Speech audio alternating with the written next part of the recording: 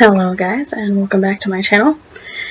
And here goes another video.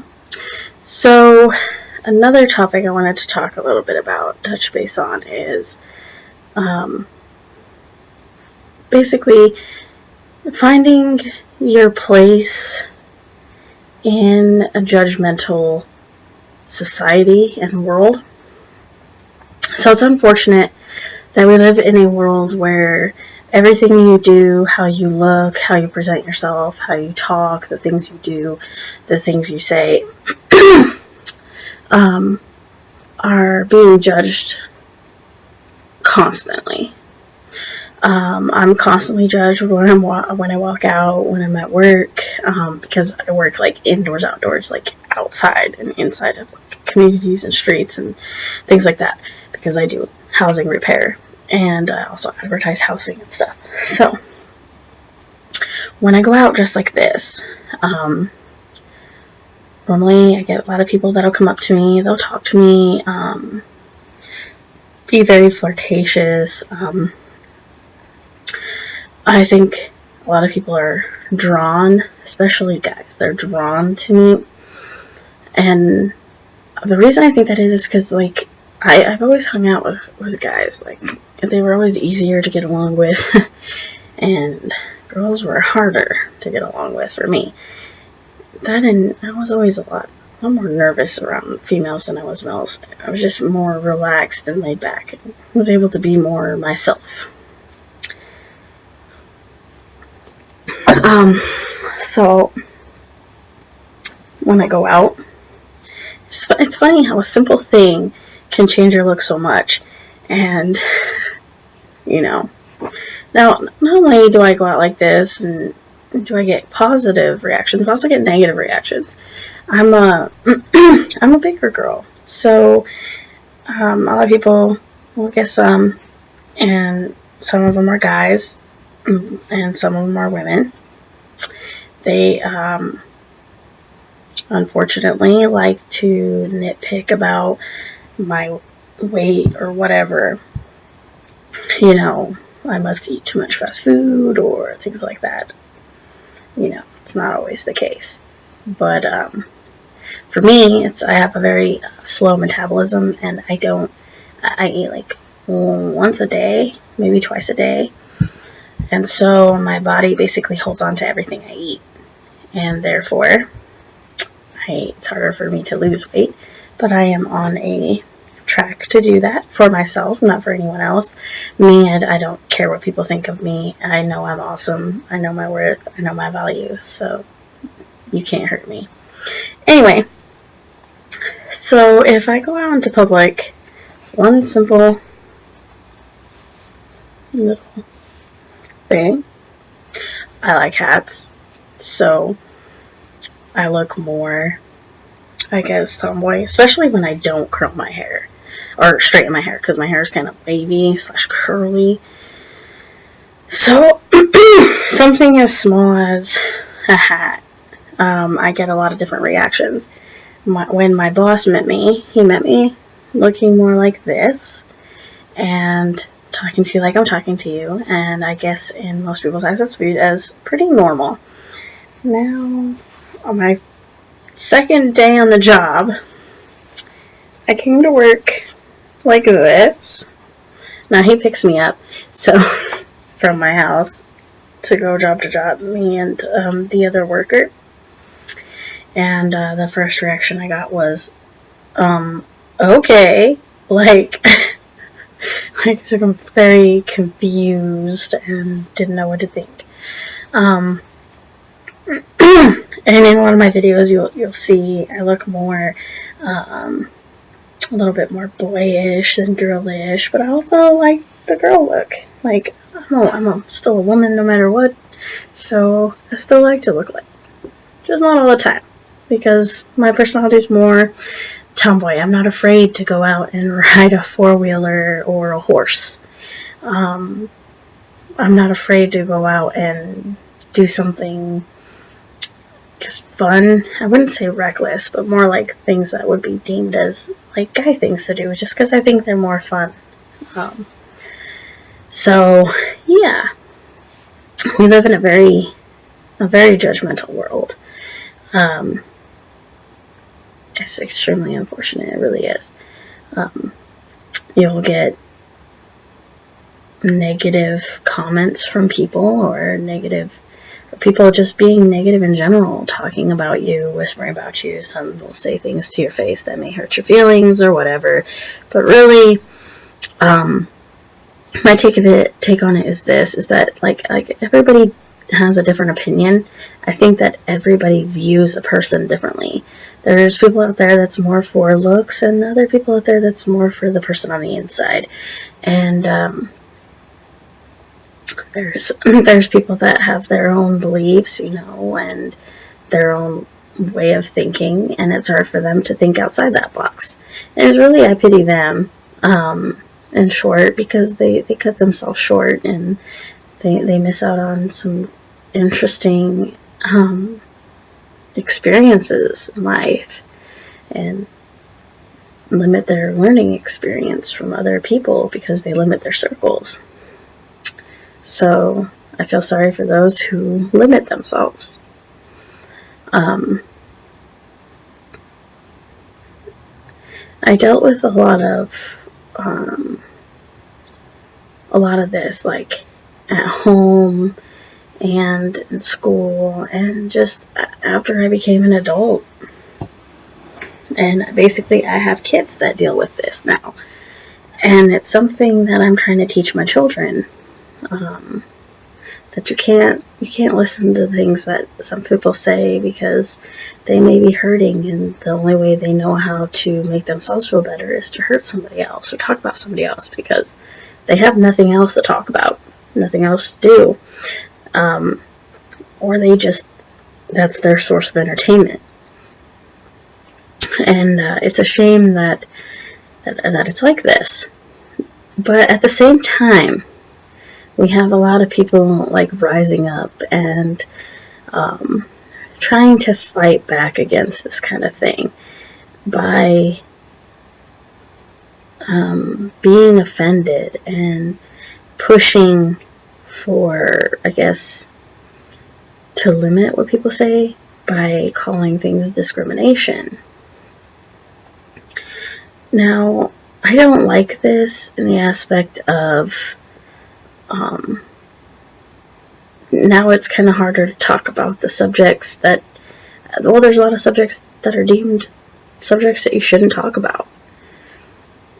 And it's a shame that we do that. And that we feel that way. A lot of us do. In every race, in every background, in every community. We're basically separating ourselves from everyone else. And the reason I say that is because I like to hear, some things that people say are just like uncalled for and just hateful and mean. But at the same time, when you go through these experiences and you go through these things, you learn things. At first, you start to feel bad about yourself, maybe. And if you do, you start to see the good in yourself. When you get treated like crap a lot, and you fall into this phase where you just don't feel like you matter to anybody, then you start thinking about things. And when you start thinking about things, and you start to see yourself differently. And when you see yourself differently, you start to build your own self-confidence. You don't need other people to help build confidence in you. You can build confidence in you. And you're able to handle these people and the things they say in a very, there's people that handle it in a very negative way and try to get back to hurt the person that hurt them. But me, I like to just learn and grow from it. Because when people see me being better and having more and gaining more and getting opportunities and stuff, basically just because I am the way that I am, it makes them think and really reevaluate themselves. Plus, I'm pretty thrifty when it comes to comments and being able to turn things around and make people think. And therefore, that changes them as people. And when we do that, we all grow. And when we grow and we learn each other and we change each other, we all come together this way. And this is how we gain relationships. There's plenty of people that used to pick on me that basically became my friend. There was a girl in school. She lived not too far from me. I'm very short and very smart. I learned on my own. I learned my own way. So, this girl really liked to give me a hard time. She was a really big bully. When I was like 6, she used to bite me, like literally bite me all up and down my arms. Like, I would go home covered in bite marks and bruises. And I'm like, stick figure little girl, very short and tiny, and I really gotta get rid of this shampoo. Anyway, so it was very drastic. And that was just on the bus. When we were like out playgrounds, things like that, I'm talking about I was like really little. She used to shove me around, push me around, drag me around, make me hang out with her when no one else would hang out with her, and things like that. And it really took a toll on me for a while, so I didn't know how to handle it. But I also could see that this person was hurting on the inside. Like, it was like she only knew how to be mean. And therefore, I found a way to change her. It didn't happen right away. I mean, she bullied me for, till we were about in the 5th or 6th grade. I basically stood up for myself, and I gave her forewarning, and I fought back. But literally that same day, after fighting back, I still talked to her. And we had become friends. After that, she stopped bullying me, and we talked more. She got to learn more about me, and I got to learn more about her, and we still talk today. So, I mean, that's just one example. There's plenty of examples like that in my life. I've learned that bullies are... You can change a bully. Even if you don't hang out with them, even if you don't want to deal with them or whatever, just succeed. When you succeed in life, and because believe me, they watch you, because they want to make fun of you, so they watch you. When you are gaining in life and growing, or just being the bigger person, you really do change people. People do change people every day. And that's something we all fail to realize. So therefore, if we're limiting ourselves by saying everything, or being offended by everything, saying everything is discrimination or just very offensive or whatever, then really, if there's bills to pass it and laws to stop it, there really isn't anything. There's really no compassion or any passion to prove who you are, or show people who you are, or how good you could be, or how great you could be. Because when you put limitations on people and stop them from being themselves, it's not right to be a jerk. It's not right to be mean or hurtful to other people. I'm not saying that it's okay, but when you put limitations on people, really you're not changing them. You're forcing them to be in this box too. And I'm in no way defending any type of bullying, any type of any of this. The only thing that I'm trying to get everyone to understand is that it's better to have the conversations, to view these things, talk about them, If people are out there being mean and cruel, shaming them can be beneficial to those people. Being that if you see somebody get bullied and there's a group that just is like telling this bully they should be ashamed of themselves or whatever, you change them as people. And that has a greater impact than just basically forcing. I don't know, I guess I would rather change a person for real, like to honestly and truthfully change a person's mind, versus force them to stay within their own same box. They still say the same people, they just don't always publicly or outwardly or very, real in a way, show you the type of person that they are. And that's what's going to make it harder in the world for us.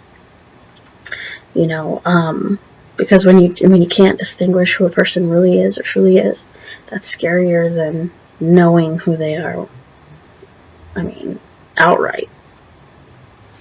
So I think that we gotta be leery of that. I don't like political correctness. I like truth. I don't like twisted stories and lies.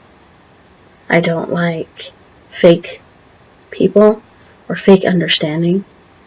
I like someone to be real with me because I'm real with them. And therefore, if there's a different view of opinion, you get to really see how this person came to this conclusion or came to this realization. And you learn more about them. You understand them more. And when you understand one or two or three, you can start to understand them all. And when you start to really understand them, and you basically find a way to tell them without being a bully yourself or being mean or hateful yourself, it's very fulfilling, not only to you but to the other person, because not only does it change you and change your thought process and change the type of person you are, but you help change the type of person they are. And I know this video is very repetitive, but I feel like it's that important. So dealing with hard situations is not only good for you to give you an understanding or different view. I take this stuff as constructive criticism. I don't take everything to heart. I don't think we should. I think we should all learn from our experiences. And that's what I have to say about that.